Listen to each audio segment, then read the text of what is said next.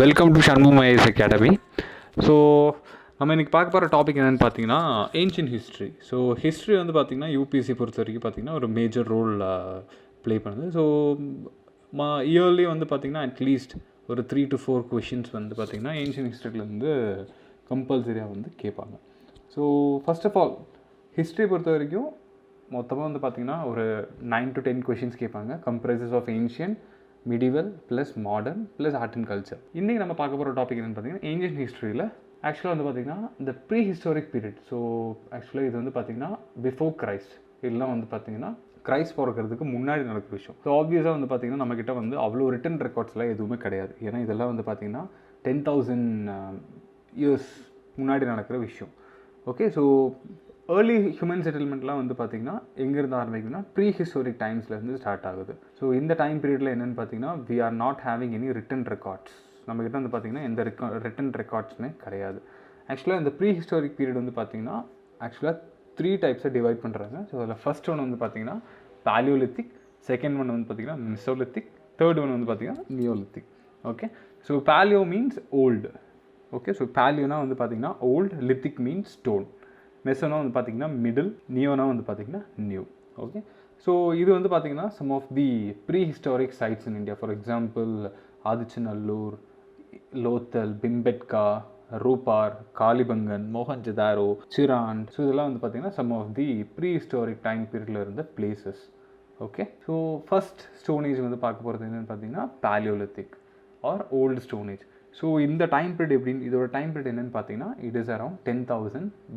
The period is before 10,000 BC and it is also called as old stone age. Okay, so generally this place or this locality is near the water sources area.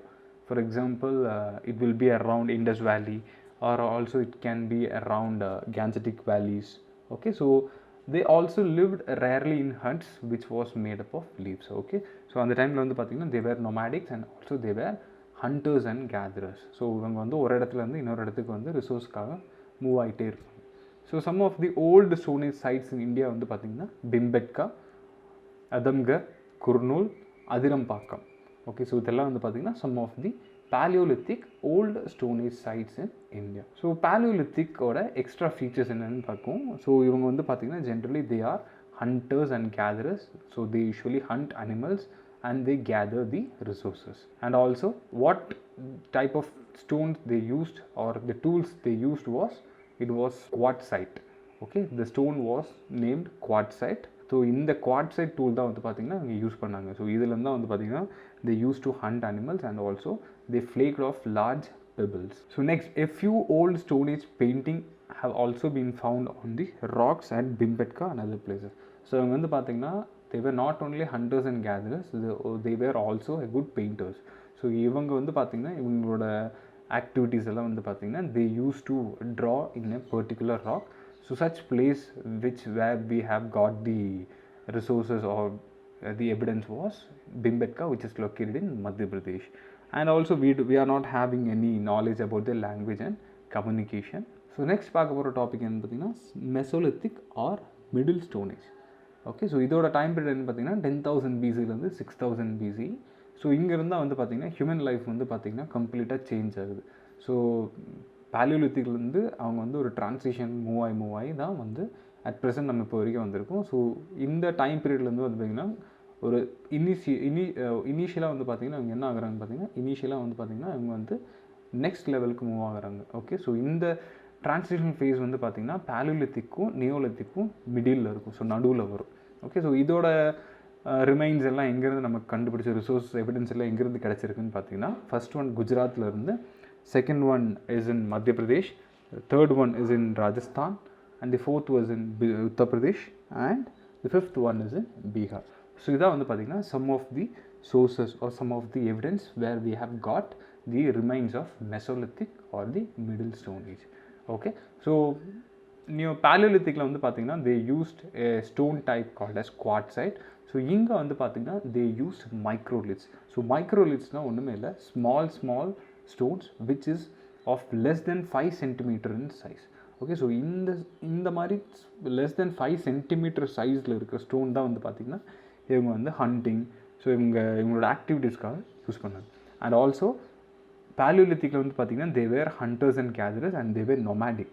ஆனால் இங்கே என்ன ஆகுதுன்னு பார்த்தீங்கன்னா they did not give up hunting and gathering, but they also started fishing and also they started the initial settlement in the river வேலிஸ்.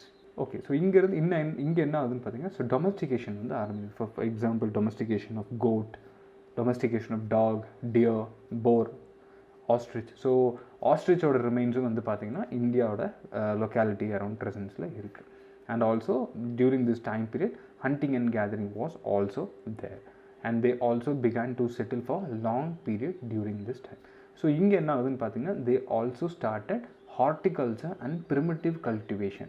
So primitive cultivationனா self cultivation, self அவங்களோட individual நீட்ஸ்க்காக இவங்க என்ன பண்ணுவாங்கன்னு பார்த்தீங்கன்னா அவங்க ரிசோர்ஸ் எல்லாத்தையும் வந்து சேர்த்து வைப்பாங்க. So they used to domesticate animals and they also started cultivating different types of plants.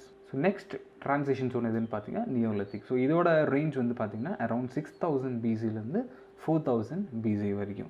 Okay, so நியோலித்திக்கோட remains are found in Kashmir valley, Bihar, Uttar Pradesh and also it is present in Deccan region. So Deccan ரீஜன்னா complete southern ரீஜன்னா we can say that from Maharashtra till Tamil Nadu and Kerala.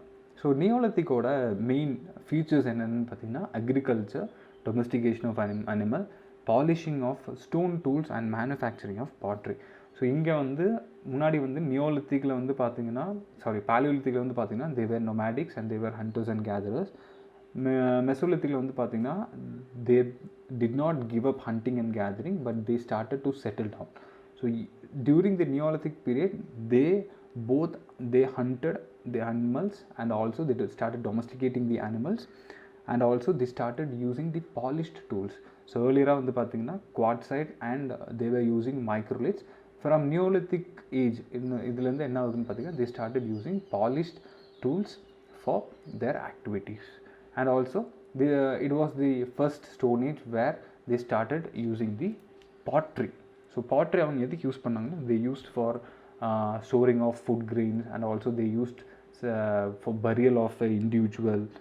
So they used the pottery as a burial method. Okay, so இங்கே வந்து பார்த்தீங்கன்னா stones tools were full of polished and mud bricks were built rather than of grass. So earlier வந்து பார்த்தீங்கன்னா கிராஸில் mat பண்ண வீட்டில் தான் வந்து ஸ்டே பண்ணியிருந்தாங்க. ஸோ இங்கே என்ன வந்து பார்த்தீங்கன்னா ட்ரான்சிஷன் வந்து சேஞ்ச் ஆகிறதுனால they started settle down through mud brick houses. So they also started cultivating wheat, barley, millets. இதெல்லாம் வந்து பார்த்திங்கன்னா they started to cultivate. And also Neolithic ageலேயே வந்து பார்த்திங்கன்னா they also started domestication of sheep, goat, cattle and was also widely prevalent. And during the Paleolithic period the people were wearing the clothes which was from animal skin, leaves. In the middle in the middle stone age or the Mesolithic period, similarly they were using the type of which we can say that they were using the animal skin and also they started using leaves. In the Neolithic period they changed completely. They started use cloth which was made up of cotton and wool. And also in Neolithic period they started agriculture, and also in Mesolithic also there was agriculture practice, but the Neolithic period changed completely and they started to cultivate more and more type of crops. And also the burial method was completely different in both the three stages, and they started to domesticate many large number of animals. From this initial stage onwards, different type of handcrafts. So they started making of toys for children. They started to make the terracotta figurines, and also they started to settle down in a large community called village, and also they stored different kind of food for their future needs.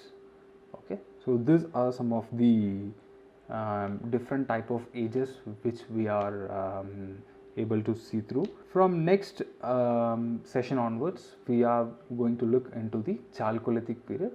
From then the further Indus Valley, then other type of civilization we are looking upon. Okay, so I hope you all enjoyed the video. Thank you.